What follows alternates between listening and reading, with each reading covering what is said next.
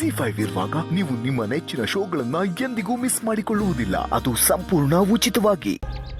ಸರಿ ಕಣಮ್ಮ, ಬರ್ತೀನಿ. ಸರಿನಪ್ಪ. ಸುಬ್ರಹ್ಮಣ್ಯ, ಅದು ಏನು ಹೇಳ್ಬೇಕಿತ್ತಾ?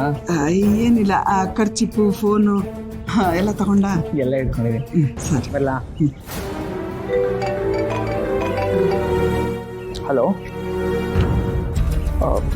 ಮೀಡಿಯಾದವರೆಲ್ಲ ಬಂದಿದ್ದಾರಲ್ವಾ? ಸರಿ, ಬರ್ತೀನಿ.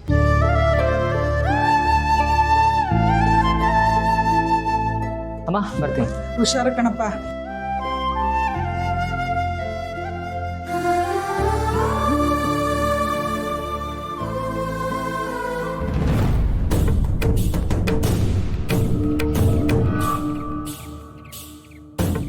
ನೇರವಾಗಿ ಏನು ಅಂತ ವಿಷಯ ಮಾತಾಡಿ ಇವನ ಹತ್ರನೇ ತಿಳ್ಕೊಬೇಕು.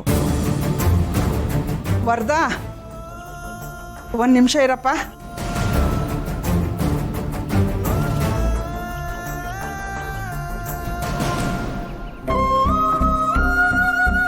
ಏನಪ್ಪ, ಹೆಣ್ಣೆತ್ತೋರ್ ಸಂಕಟ ನಿನಗೆ ಅರ್ಥ ಆಗುತ್ತೋ ಇಲ್ವೋ ನನಗೆ ಗೊತ್ತಿಲ್ಲ.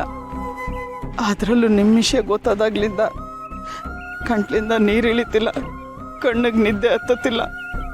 ಅದರಲ್ಲಿ ಸಾಲದು ಅಂತ ನೆನ್ನೆ ಬೇರೆ ನೀವು ಮಾತಾಡ್ಕೊತಿದ್ದನ್ನ ನಾನು ಕೇಳಿಸ್ಕೊಂಡೆ.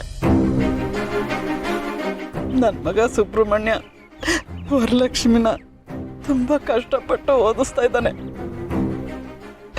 ಅವಳನ್ನ ದೊಡ್ಡ ಆಫೀಸರ್ ಆಗಿ ಮಾಡಬೇಕು ಅಂತ ದೊಡ್ಡ ಕನಸು ಇಟ್ಕೊಂಡಿದ್ದಾನೆ. ಅಂಥದ್ರಲ್ಲಿ ನೀವೇನಾರ ಆತ್ರಪಟ್ಟು ಓಡೋಗ್ಬೇಕಂತ. ಹೌದು, ನಾವು ಓಡೋಗ್ಬೇಕು ಅಂತಾನೆ ನಿರ್ಧಾರ ಮಾಡಿದ್ವಿ. ಆದ್ರೆ ನಿಮ್ಮ ಮಗಳು ಏನು ಹೇಳಿದ್ದು ಗೊತ್ತಾ? ಇನ್ನು ಕಾಯೋದ್ರಲ್ಲಿ ಅರ್ಥನೇ ಇಲ್ಲ. ನಾವೆಲ್ಲರೂ ಹೋಗೋಣ, ಮನೆ ಬಿಟ್ಟು ಹೋಗಿ ಮದುವೆ ಆಗಿ ಒಂದಷ್ಟು ವರ್ಷ ಬಿಟ್ಕೊಂಡು ವಾಪಸ್ ಬರೋಣ. ಖಂಡಿತ ಮನೆಯವ್ರು ಒಪ್ಕೊಳ್ತಾರೆ. ಏನು ಹೇಳ್ತೀಯ ಅವರು? ಏನಾದರೂ ಮಾತಾಡು, ಓಡೋಗೋಣವಾ? ಇಲ್ಲ, ನಾನು ಎಲ್ಲೂ ಬರೋದಿಲ್ಲ. ನಾವಿಬ್ರು ಓಡೋಗಿ ಮದ್ವೆ ಆದ್ರೆ ನಾವಿಬ್ರು ಅಷ್ಟೇ ಸಂತೋಷವಾಗಿರ್ಬೋದು. ನಮ್ಮ ಮನೆಯವರೆಲ್ಲ ಕಣ್ಣಿನ ಕೈ ತುಳಿಬೇಕಾಗತ್ತೆ. ನನ್ನ ಅಣ್ಣನ ಕನ್ಸನ್ನ ನಾನು ನುಚ್ಚು ನೂರು ಮಾಡ್ದಂಗಾಗತ್ತೆ. ನನ್ನ ಓದಿಸೋದಕ್ಕೋಸ್ಕರ ತುಂಬಾ ಕಷ್ಟಪಡ್ತಿದ್ದಾನೆ. ನನ್ನ ಮೇಲೆ ತುಂಬಾ ನಂಬಿಕೆ ಇಟ್ಟಿದ್ದಾನೆ. ಆ ನಂಬಿಕೆಗೆ ನಾನು ಹೇಗ್ ದ್ರೋಹ ಮಾಡ್ಲಿ? ಮತ್ತೆ ನಮ್ಮ ಪ್ರೀತಿ? ನಾನು ಹುಟ್ಟಾಗಿಂದ ನಮ್ಮ ಮನೆಯವರೆಲ್ಲರೂ ನನ್ನ ಪ್ರೀತಿ ಮಾಡ್ತಿದ್ದಾರೆ. ಆ ಪ್ರೀತಿಗೂ ಬೆಲೆ ಕೊಡ್ಬೇಕಲ್ವಾ? ನೋಡು ವರ್ಧಾ, ನಮ್ಮ ಪ್ರೀತಿನ ಉಳಿಸ್ಕೊಬೇಕು. ಹಾಗಂತ ಮನೆಯವ್ರ ಪ್ರೀತಿನ ಕಳ್ಕೋಬಾರ್ದು. ನಮ್ಮ ಮನೆಯವ್ರನ್ನೆಲ್ಲ ಒಪ್ಸಿ ಮದ್ವೆ ಆಗ್ಬೇಕು. ಈ ರೀತಿ ಮದ್ವೆ ಆಗೋದಾದ್ರೆ ನಾನು ರೆಡಿ ಇದ್ದೀನಿ. ನಮ್ಮ ಮುಂದೆ ಈಗಿರೋದು ಅದೊಂದೇ ದಾರಿ.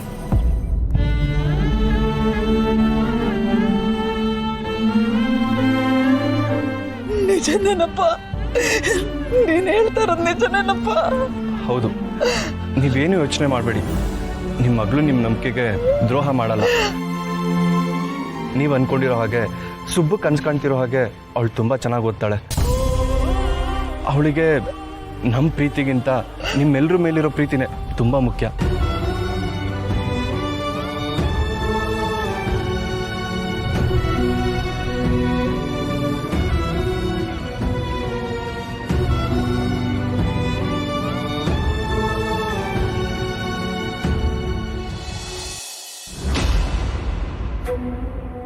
ನಾಳೆ ಬೆಳಗ್ಗೆ 10 ಗಂಟೆವರೆಗೂ ಟೈಮ್ ಕೊಡ್ತೀನಿ. ಅಷ್ಟರಲ್ಲಿ 10 ಲಕ್ಷ ರೂಪಾಯಿ ನನ್ನ ಮುಂದೆ ತಂದು ಇಡಬೇಕು.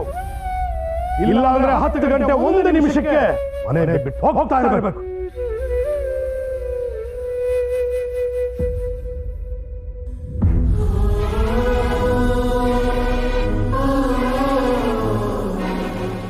ಮೇಡಮ್,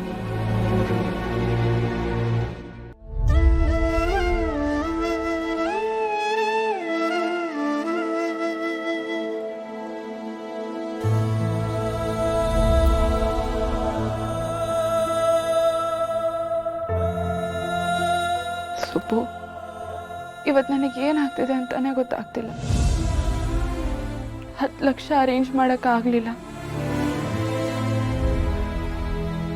ಅಪ್ಪ ಎಲ್ಲಿ ನನ್ನ ಮನೆಯಿಂದ ಆಚೆ ಹಾಕ್ಬಿಡ್ತಾರೆ ಅನ್ನೋ ಭಯನೂ ಇದೆ. ಏನೇ ಮಾಡಿದ್ರು ಅಪ್ಪನ ದೃಷ್ಟಿಯಲ್ಲಿ ಅದು ತಪ್ಪಾಗಿ ಕಾಣ್ತಿದೆ. ಇದೆಲ್ಲ ಕಾರಣದಿಂದ ನನ್ನ ಅಪ್ಪನಿಂದ ದೂರ ಆಗ್ತಿದ್ದೇನೇನೋ ಅನ್ನೋ ನೋವು ಇದೆ. ಇಷ್ಟೆಲ್ಲ ನೋವು ಮನ್ಸಲ್ಲಿದ್ರು ಏನೋ ಒಂಥರ ಸಮಾಧಾನನೂ ಇದೆ ಸುಬ್ಬು.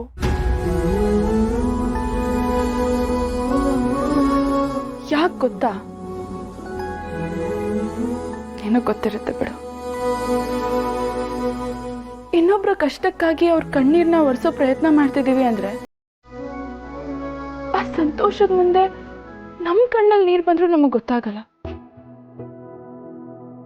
ಸಹಾಯ ಮಾಡೋದ್ರಿಂದ ಇಂಥ ಸಮಾಧಾನ ಸಿಗುತ್ತೆ ಅಂತ ನನಗ್ ಗೊತ್ತೇ ಇರ್ಲಿಲ್ಲ ಸುಬ್ಬು. ನಿನಗ್ ಎಷ್ಟೇ ಕಷ್ಟ ಆದ್ರೂ ಎಂತೆಂಥ ಕಡೆ ನೀನ್ ಸಿಕ್ಕಾಕೊಂಡ್ರು ಅದನ್ನೆಲ್ಲ ನೀನ್ ಫೇಸ್ ಮಾಡಿ ಬೇರೆಯವರಿಗೆ ಸಹಾಯ ಮಾಡ್ತಿದ್ದೆ. ಆದ್ರೆ ಇವತ್ತು ಅಂಥ ಅವಕಾಶ ನನಗ್ ಸಿಕ್ಕಿದೆ.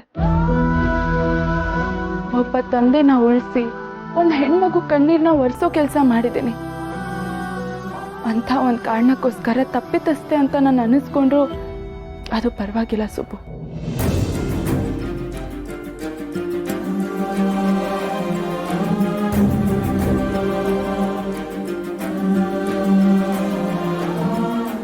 ನಾಳೆ ಬೆಳಗ್ಗೆ 10 ಗಂಟೆ ಒಳಗೆ 10 ಲಕ್ಷ ನನ್ನ ಕಣ್ಣು ಮುಂದೆ ಇರಬೇಕು. ಇಲ್ದಿದ್ರೆ ಈ ಮನೇಲಿ ಅವಳ ಜಾಗ ಇಲ್ಲ.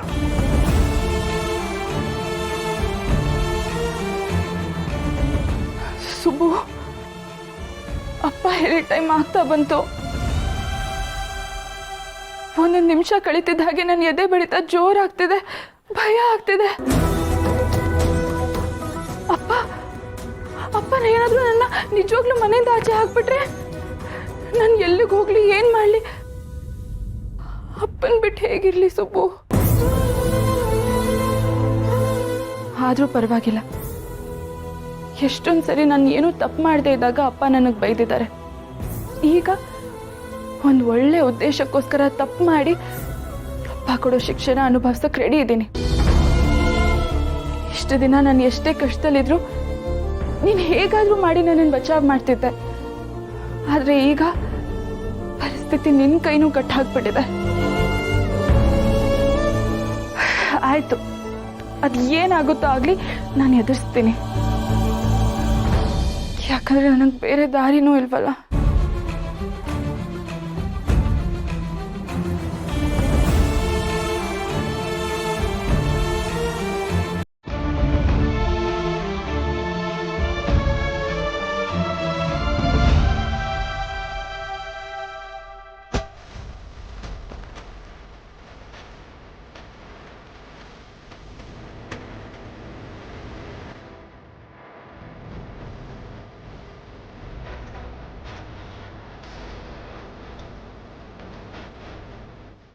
ZEE5 ಆಪ್ ಡೌನ್ಲೋಡ್ ಮಾಡಿ ಎಲ್ಲಾ ಸಂಚಿಕೆಗಳನ್ನು ಸಂಪೂರ್ಣ ಉಚಿತವಾಗಿ ನೋಡಿ.